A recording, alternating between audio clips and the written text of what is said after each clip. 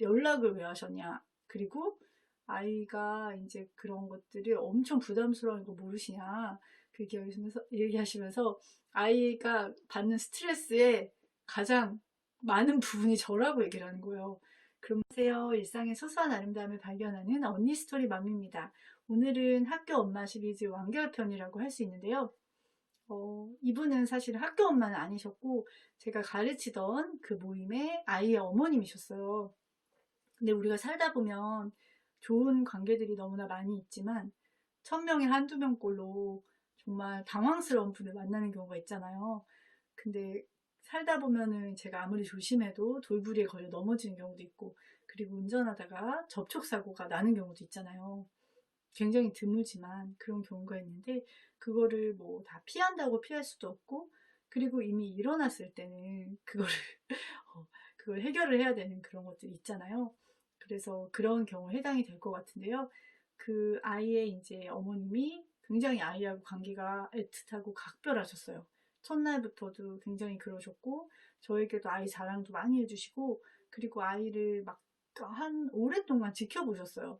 아이가 뭐 수업하는 것도 지켜보고, 끝나면 막 아이를 안고 막 엄청 애틋해서 그러시는 분이셔서, 이제 저학년이 아니었기 때문에 약간 의아하긴 했어요. 왜냐면 집에서는 그런다고 해도 밖에서는 또 아이 입장도 있고 하니까 아이들이 부끄러워하는 경우도 있고, 근데 그 어머님은 이제 그런 거 신경 안 쓰시고 그냥 어쩔 때는 막 1분 동안 아이를 꼭 껴안고 있는 경우도 있었어요. 그래서 좀 약간 평범하진 않으시다 그런 생각은 했는데, 뭐 워낙 각별하신가 보다라고 생각을 했고, 아이도 이제 워낙 예의 바르고 착한 아이여가지고 다른 반 아이들도 다 예뻤는데 그처럼 그 아이도 제가 볼 때 되게 좋은 아이였거든요. 그래서 수업도 잘하고 했는데 그 어머님이 가끔씩 이제 연락도 오실 때도 있고, 그리고 뭐 본인의 힘든 고민도 얘기하실 때가 있었어요. 근데 학부모와 이제 그 교사와의 관계는 아무래도 아주 이렇게 친구처럼 될 수는 없잖아요. 왜냐면 아이에 대해서 이제 그 입장이 좀 다르고 또 조심해야 되는 부분들이 있기 때문에 그 어머님이 이제 다가오실 때 제가 뭐 갑자기 확 다가갈 수는 없었지만 그냥 어머님 얘기를 좀 들어드리고 어느 정도 공감해주는 정도까지는 했던 것 같아요. 근데 그 어머님이 중간중간에 이제 아이가 선생님을 너무 좋아한다고 얘기하시면서 가끔씩 무슨 음료수도 사오시고, 한 번은 무슨 도서 상품권 같은 거를 1, 2만 원 그 정도 그렇게 이제 갖고 오시기도 했었는데, 되게 좀 난감하더라고요. 왜냐면은 좀 뭔가 이제 이런 것들이 좀 부담스럽더라고요. 그래서 이제 좀 이렇게 건강하게 조금 그래도 어머님이 이렇게 안 하셔도 충분히 어머니 마음도 알고 있고, 제가 너무 아이들 기르는 것, 아이들 돌보는 것도 너무 기쁘고 그렇다, 가르치는 것도 기쁘고 그것만으로도 저에겐 충분히 행복한 일이다라고 얘기를 해서 이제 어머님이 더 이상 그러진 않으셨었는데, 근데 마음에 좀 부담이 좀 있었어요. 그래도 근데 저는 이제 똑같이 아이들 하나하나 똑같이 대해야 된다는 그런 것들을 이제 인식을 하면서 그렇게 지냈고 그랬는데, 이제 아이한테 한동안 안 좋은 일이 있었어요. 그래서 좀 위로를 해줘야 되는 거였는데, 또 어머님이 이제 그동안도 얘기를 해주셨던 것이었고 아이한테도 중요한 것인데 좀 결과가 안 좋았어요. 그래서 제가 이제 아무래도 조심스럽더라고요. 그 어머님이 항상 그 아이의 핸드폰도 이제 본인이 막 갖고 계시고, 또 뭔가 되게 이렇게 뭔가 통제가 굉장히 강하신 분이었거든요. 그리고 뭐 한마디 한마디에도 되게 민감하신 그런 것들이 있어서 제가 이제 위로를 하고 싶었는데 좀 조심스러운 부분이 있었어요. 그래서 이제 아이한테 이제 한두 줄 정도 전화를 잘 못 받는 친구이기 때문에 문자를 보내고, 그때 모임에 왔을 때 이제 아이들 잠깐 뭐 할 때 그냥 이렇게 토닥토닥 해준 적이 있었어요. 근데 아이가 이제 선생님 저 괜찮아요 그렇게 이제 얘기를 하더라고요. 그래서 다음에 더 좋은 일이 있을 거다 그렇게 얘기하고 간단하게 이제 지나갔었죠. 근데 그 다음 주에는 이제 아이들 뭐 수업이 끝나고 맛있는 거를 먹으러 갔었어요. 근데 그 아이가 그날따라 이제 기분도 되게 좋았고, 그리고 저한테도 막 이거 먹고 싶어요 되게 적극적으로 얘기를 해주더라고요. 그래서 친구들 의견도 있고 뭐 아이 의견도 있고 해서 같이 원하는 곳에 가서, 그때 아이가 또 뭐 어떤 걸 먹고 싶다고 또 얘기도 해서 그것도 그날은 그 시켜가지고 막 먹고, 그렇게 굉장히 즐겁게 이제 그 시간을 보냈고, 근데 이틀 후에 갑자기 연락이 오시더니 너무 목소리가 안 좋은 거예요. 그러면서 아이한테 연락을 왜 하셨냐. 그리고 아이가 이제 그런 것들이 엄청 부담스러운 거 모르시냐. 그 얘기하시면서 아이가 받는 스트레스에 가장 많은 부분이 저라고 얘기를 하는 거예요. 그러면서 그 모임을 선생님 때문에 가기 싫어하고, 그리고 아이한테 더 이상 뭔가 챙겨주지 말라고 그렇게. 근데 저는 정말 챙겨주는 게 없었어요. 그게 그 아이하고만 둘이 만난 것도 아니고 그런 적 한 번도 없었고 같이 갔던 거고, 그러니까 똑같이 정말 돼 있거든요. 그리고 그 문자 같은 경우도 아이한테만 보낸 게 아니라 다른 친구도 안부 문자를 그냥 어쩔 때 한 번씩 보내는 정도예요. 한두 줄.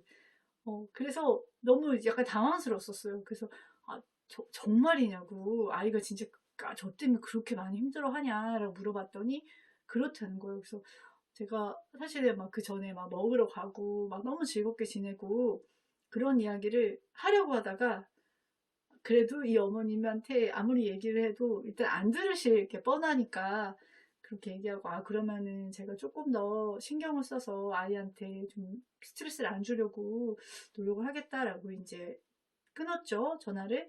근데 그 다음 주에 아이가 저를 보자마자 와락 안긴 거예요. 그러면서 선생님 막 그러면서 너무 이렇게 좋아하는 거를 너무 얘기를 해서 너무 당황스러운 거예요. 어머님한테 얘기한 거는 선생님이 자기한테 너무 부담을 주고 스트레스를 주고 선생님은 너무 자기를 힘들게 하는 존재인데, 아이가 저를 대하는 태도는 너무 그렇지 않으니까 이걸 어떻게 받아들여야 되나. 근데 제가 이제 어머님이 워낙 조금 민감하신 것도 알았고, 그리고 어머님이 이제 피해자로서 본인과 아이를 생각하는 그게 굉장히 강하셨었어요.